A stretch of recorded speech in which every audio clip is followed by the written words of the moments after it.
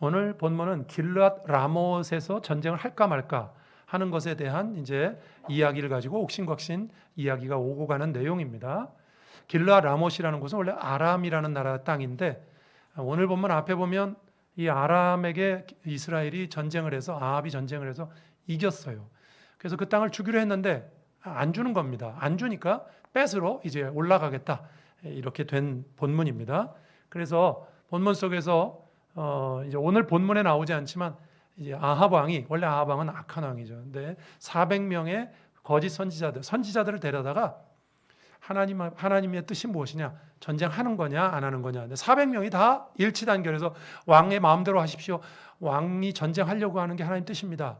이렇게 나갈 때 우리가 읽었던 것처럼 미가야라는 한 선지자, 우리가 이 이름을 기억할 필요가 있겠죠. 미가야라는 이 한 선지자가 이 굳건하게 서서 하나님의 말씀을 수호하는 내용으로 본문의 내용입니다.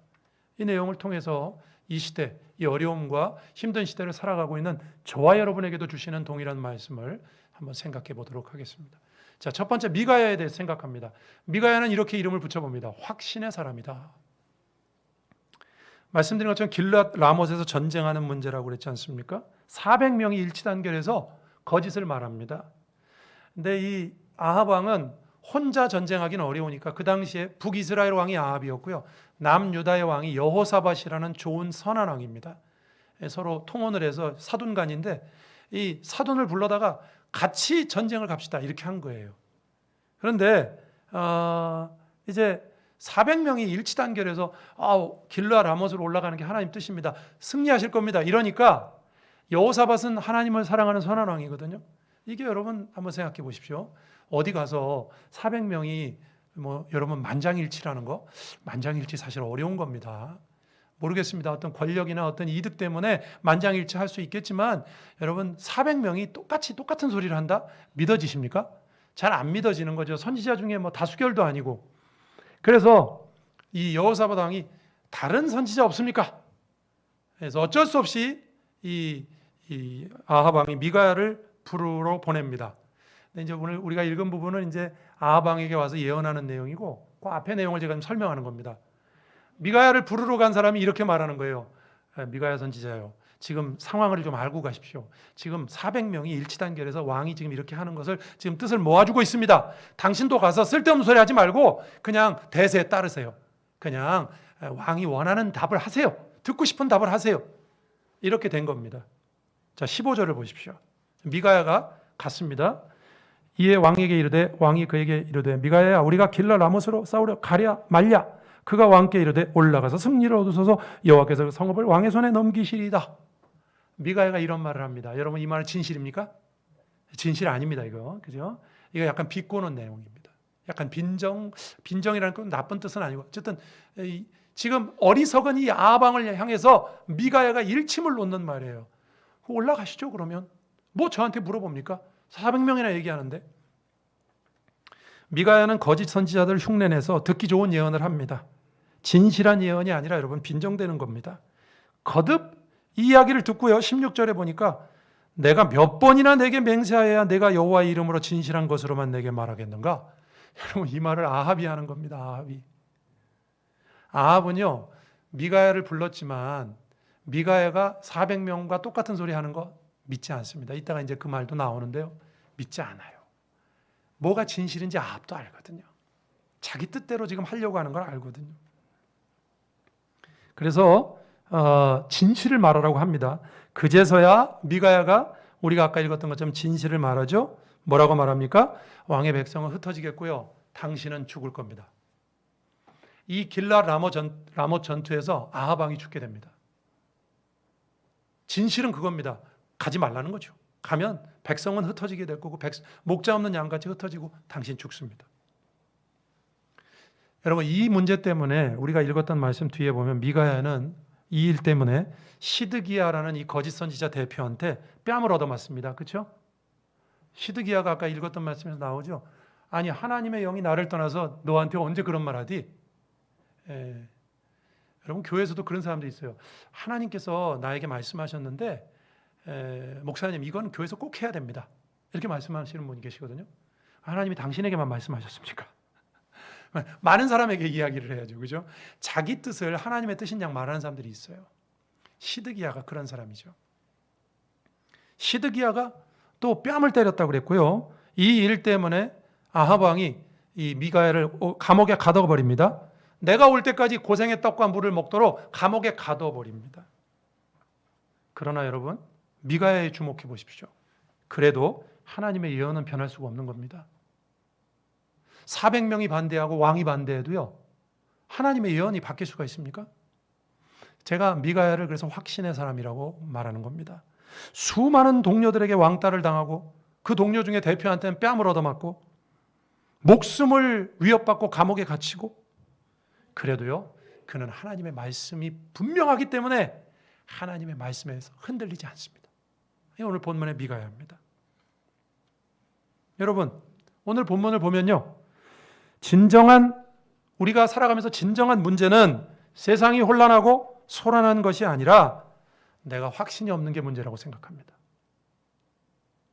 여러분, 혼란스럽고 어려운 것으로 치자면 여러분 미가야를 따라갈 수 있겠습니까? 요즘 우리가 어렵다고 말하죠. 코로나 때문에도 어렵고 뭐 경제적으로도 어렵고 어렵다고 말하잖아요. 미가야만큼 어렵습니까? 지금 자기를 뺀 모든 선지자들이 다 자기하고 반대 얘기를 하고 있어요. 그리고 왕도 자기를 감옥에 가두려고 가두었습니다. 이런 상황이에요. 그런 상황에서도요, 미가야는 흔들리지 않습니다.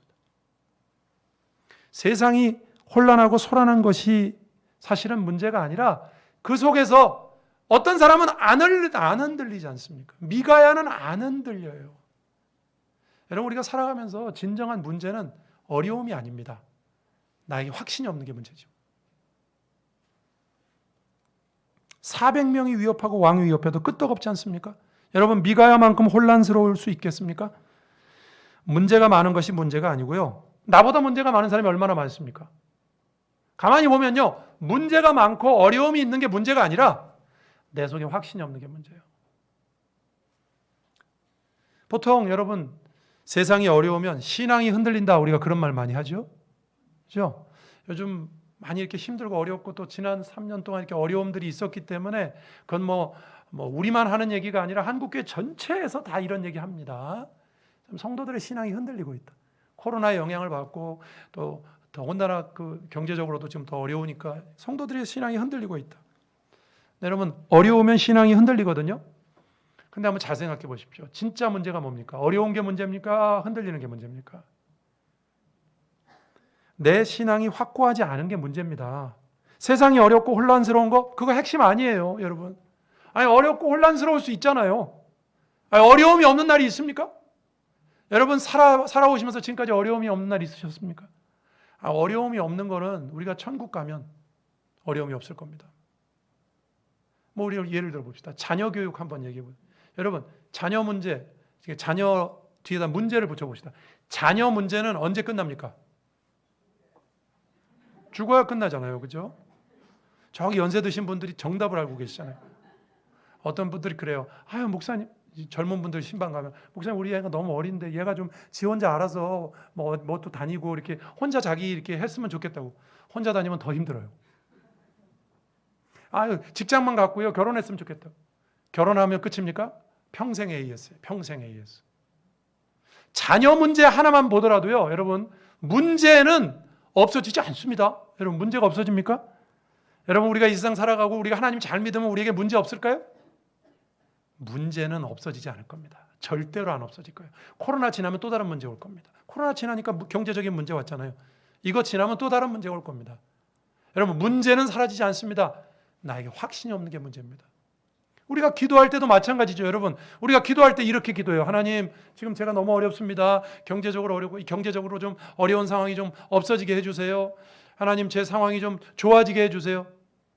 사실 그것도 기도해야 됩니다만 그게 우리가 기도해야 될 핵심이 아니죠. 기도해야 될 핵심은 이거예요. 하나님, 어떤 일이 오더라도 제 마음속에 하나님을 향한 확신이 흔들리지 않게 해주세요. 확신이 있게 해주세요.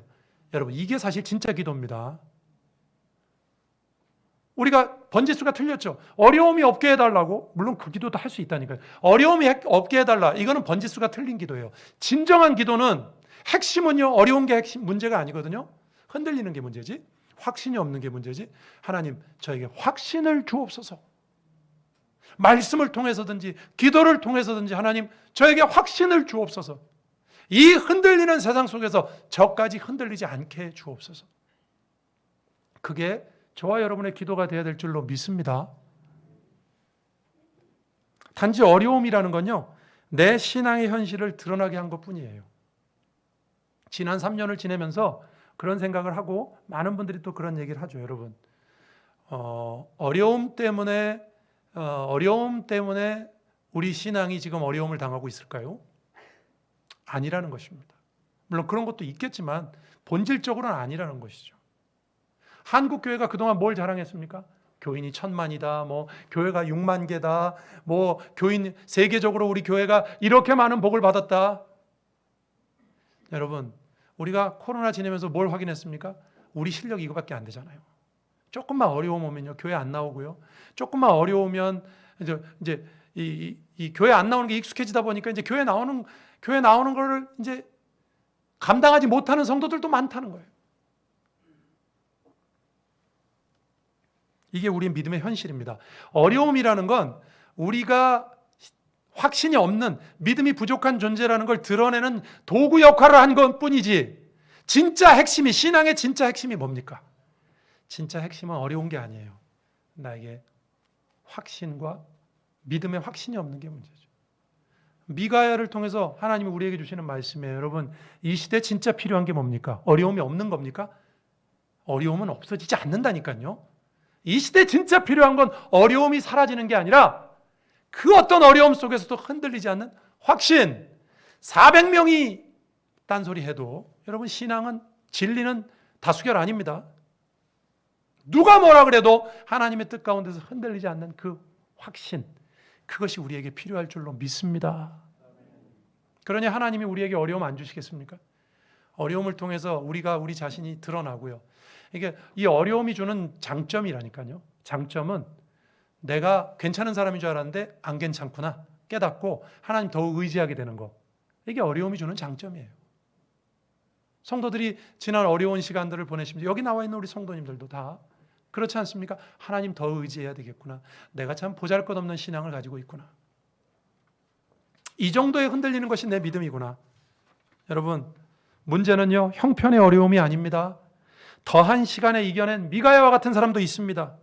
세상이 불안한 것이 문제가 아닙니다. 단지 어려운 상황을 만나 흔들리고 있는 내 신앙, 그것이 문제인 것입니다. 우리가 하나님 앞에 확신을 달라고 기도해야 될 줄로 믿습니다. 여러분, 어려움이 없어지게 해달라라고 기도하시지 마시고요, 하나님 확신을 주옵소서. 하나님 말씀으로 저를 붙들어 주옵소서. 붙들어 매 주옵소서. 그런데 여러분, 하나 더 생각해 보죠. 확신을 갖는다, 신앙의 확신을 갖는다, 이게 말처럼 쉬운 문제가 아니더라고요. 여러분, 어떤 문제에 확신을 가지려면요, 여러분, 우리가 뭐 수학 문제가 있다고 칩시다. 어떤 수학이나 뭐 어떤 문제에 확신을 가지려면 그 문제가 완전히 파악이 되고 이해가 돼야 확신을 가질 수 있죠. 그죠? 근데 신앙은요, 우리가 신앙하는 대상이 누구시죠? 하나님이죠. 근데 성경이 뭐라고 말하냐면, 우리는 하나님에 대해서 완전히 이해할 수 없다고 말하고 있어요. 어디 말하고 있냐고요? 이사야 55장 8절 9절 같은데, 제가 여러분에게 여러 번 소개했는데 하나님이 이렇게 말씀하죠. 내 길은, 내 생각은 너희 길과 생각과 다르다. 너희 생각과 길보다 높다. 그 말씀 기억납니까? 그 이사야서 55장에 있는 말씀이에요. 그 말씀에 의하면 이런 거죠. 하나님의 길과 하나님의 생각은 우리와 다르고, 우리 인간들이 생각하는 것과 다르고 훨씬 높대요. 그럼 이해가 된다는 겁니까? 안 된다는 겁니까? 안 되죠. 신앙, 뭔가 세상에서 우리가 확신을 가지려면요, 그것에 대한 완전히 파악이 돼야 확신이 생기는데, 신앙은 확신을 갖기 어려워요. 왜냐하면 우리가 하나님을 완전히 파악할 수가 없거든요. 여러분, 믿음 생활 잘하면, 우리가 믿음 생활 잘할 때 갖는 기대가 뭐죠? 믿음 생활 잘하면 하나님이 내 사업도 잘해줄 거고, 가정도 지켜줄 것이고, 건강도 주시고. 맞습니다. 맞아요, 궁극적으로는. 그러나 믿음 생활 잘해도 어려움 오죠. 그렇죠? 그러면 내가 기대했던 것과 다르잖아요. 내가 뭔가를 기대하고 행동했는데 결과가 다르잖아요. 그러면 우리 확신이 흔들리는 거예요. 하나님 진짜 계시나? 근데 이 말을요, 저도 이 말을 늘 여러분에게 했거든요. 여러분 우리가 하나님을 이해할 수가 없다고? 근데 이거 아우구스티누스가 이런 말을 했더라고요. 한번 들어보세요. 아우구스티누스가 이런 말을 했어요. 당신이 그분을 파악한다면 그분은 하나님이 아니다. 맞죠? 우리가 하나님을 완전히 파악하면 그분은 하나님이 아니에요. 우리는 인간이 아닐 것입니다. 우리가 하나님을 완전히 파악한다고 우리는 인간이 아니에요. 우리가 언제 하나님을 완전히 파악하게 될까요? 천국 가면, 죽으면 인간이 아니잖아요. 이제 천국 간 거니까.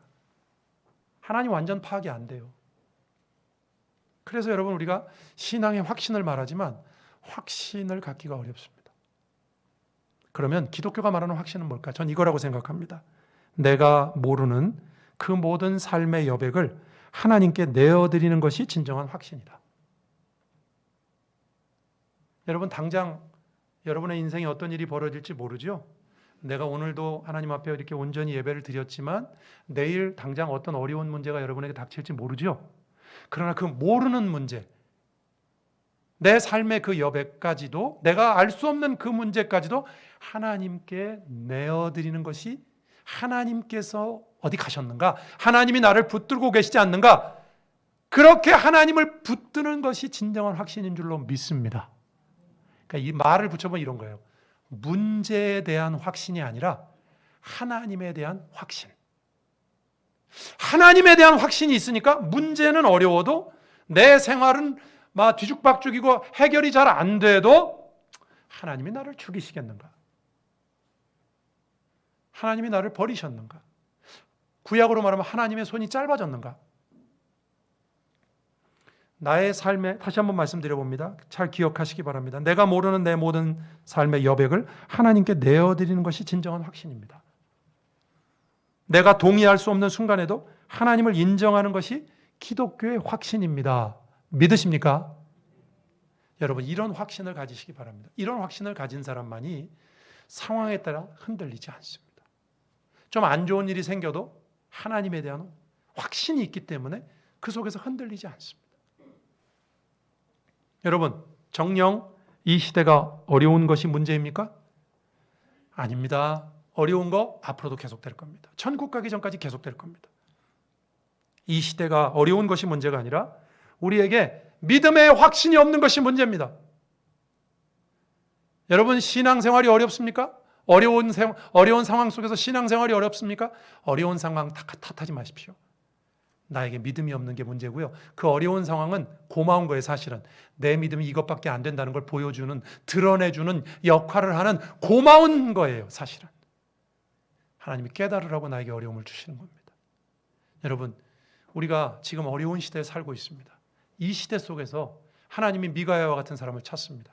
흔들리지 않는 확신의 사람들 되시기를, 하나님에 대한 확신을 가지고 살아가는 저와 여러분 될 수 있기를 주님의 이름으로 축원합니다.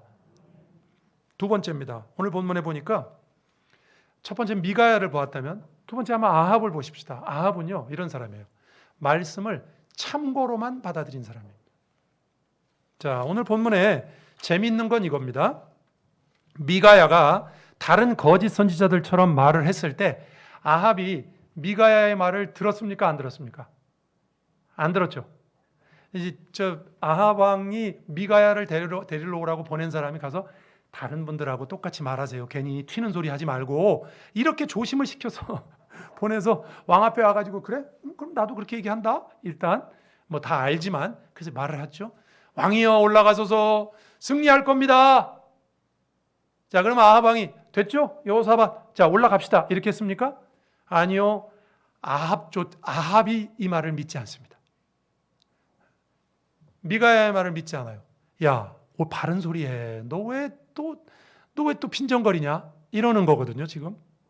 자, 여기서 왜 제가 재밌다는 표현을 했냐면 아합은요, 지금 전쟁을 하러 가냐 마냐를 하나님의 뜻을 알고 싶은 게 아닙니다. 이미 알고 있어요. 400명이 거짓말하고 있고 미가야가 진짜 말하고 있다는 걸 이미 알고 있어요. 알고 있다고요. 몰라서 안 하는 게 아닙니다. 그런데 아합 왕이 어떻게 했죠? 여러분, 이거 전쟁하러 올라갑니다. 그래서 거기서 죽어요. 알면서 죽는 거거든요, 이게. 알면서도요, 죽는 자리로 올라갑니다. 그럼 제가 여러분에게 물어볼게요. 왜 아합은 알면서도 미가야의 말이 옳다는 걸 알면서도 미가의 말을 따르지 않았을까요? 왜 그랬을까요? 자기 욕심 때문이죠. 자기 뜻이 앞섰기 때문입니다. 이거 아합까지 갈 거 없어요. 여러분 성도들도 이럴 때가 있잖아요. 하나님의 뜻을 여러분 몰라서 못하십니까? 우리 교회 성경 공부가 얼마나 많고 설교가 얼마나 많고 이 시대에 여러분 우리가 성경도 읽고 모릅니까? 구약 시대 사람들은 아직 성경이 이렇게 완전히 된 게 없었다고 치십시다. 우리는 하나님의 말씀을 몰라서 못합니까? 우리가 다 알아요. 근데 왜 아는데 하나님 말씀대로 안 살죠? 내 머릿속에서 이제 저울질을 하는 겁니다. 하나님 말씀대로 살면 손해인데. 하나님의 뜻은 알겠다. 목사님 맨날 얘기하니까. 그러나 저거대로 하면 내가 손해인데.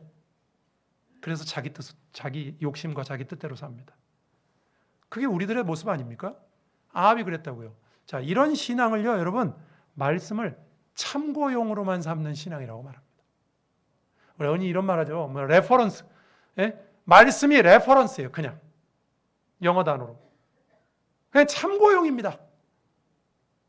그 말씀을 따르겠다가 아니라 이렇게 들어보고 좋으면 수긍하고 내 마음에 안 들면 튕겨내고.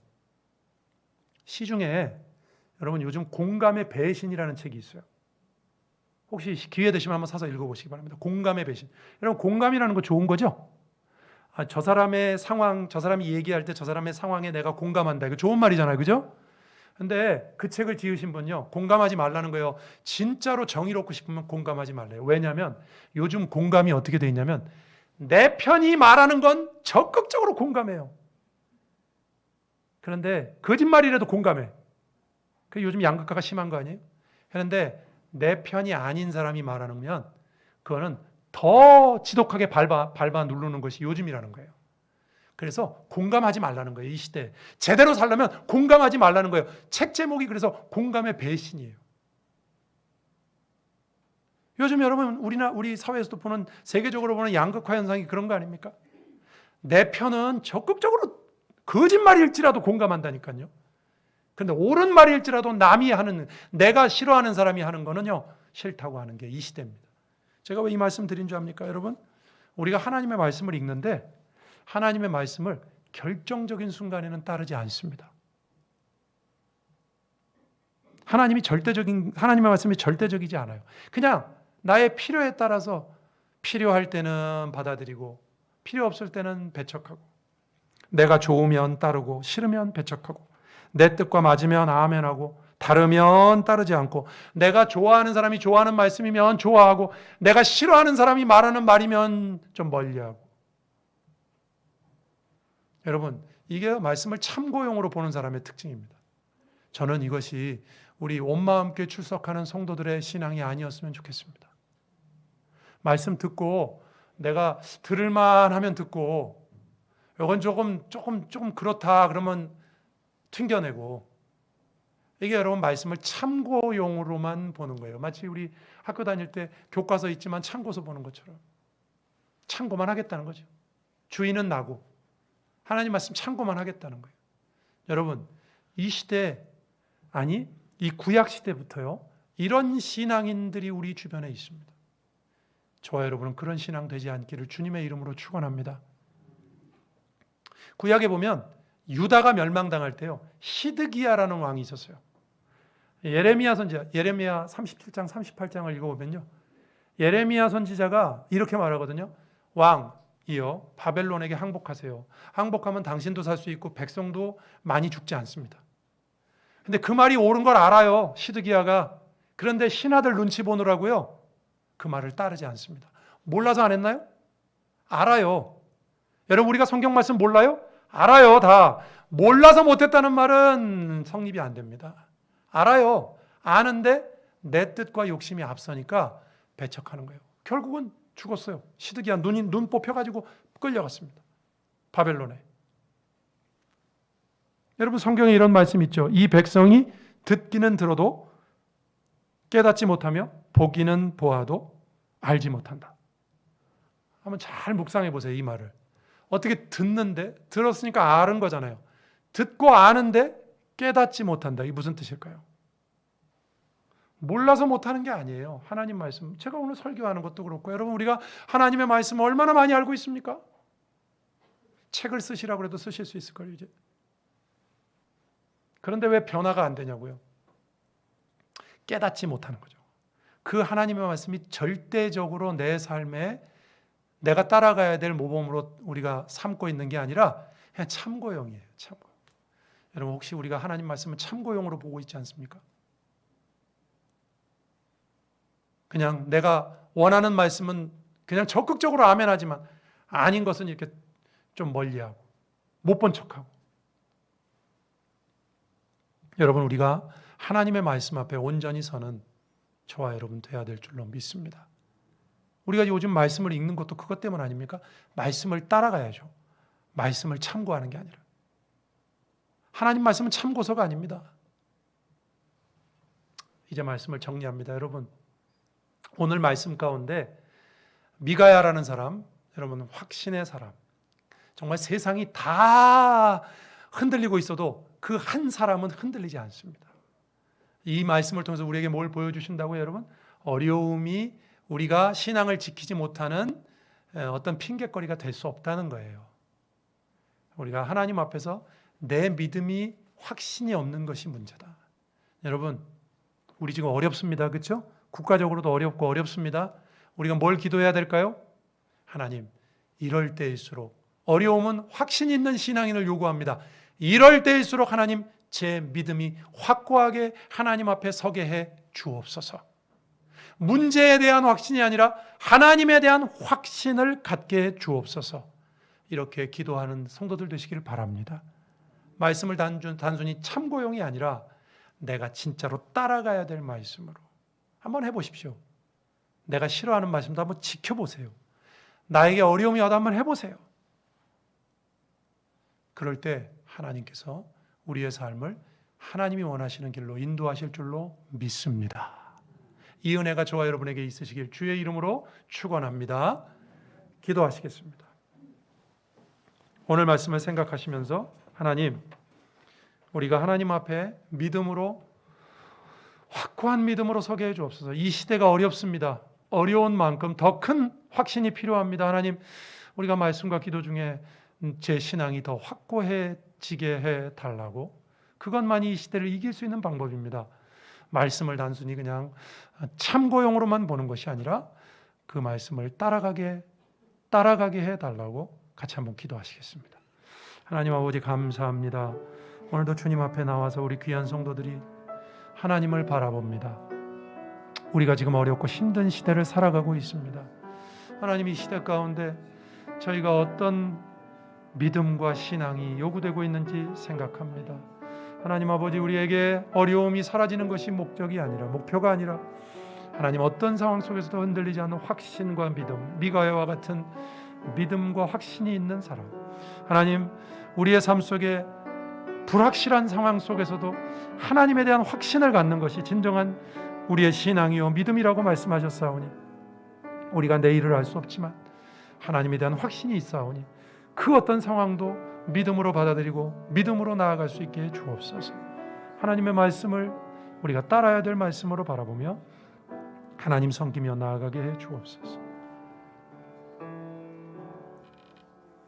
거룩하신 아버지 하나님 감사합니다. 오늘도 주의 전에 성도들을 모으셔서 이 힘들고 어려운 시대를 어떻게 살아갈까, 하나님 우리 이 힘들고 어려운 시대가 바뀌기를 우리가 요청하기보다는 하나님 이 속에서도 흔들리지 않는 미가야와 같은 믿음과 신앙을 요청드립니다. 말씀을 통하여, 기도를 통하여, 또 교회 안에서 교제를 통하여 우리의 믿음이 더 확고하도록, 그래서 이 시대를 이길 수 있도록 인도하여 주옵소서. 말씀을 단순히 하나님 우리의 삶의 어떤 액세서리나 쫓아가야 되는, 참고해야 되는 것으로만 보는 것이 아니라 우리가 따라가야 될 진정한 말씀으로 바라보고 나아가도록 인도하옵소서. 예수님 이름으로 기도드립니다. 아멘.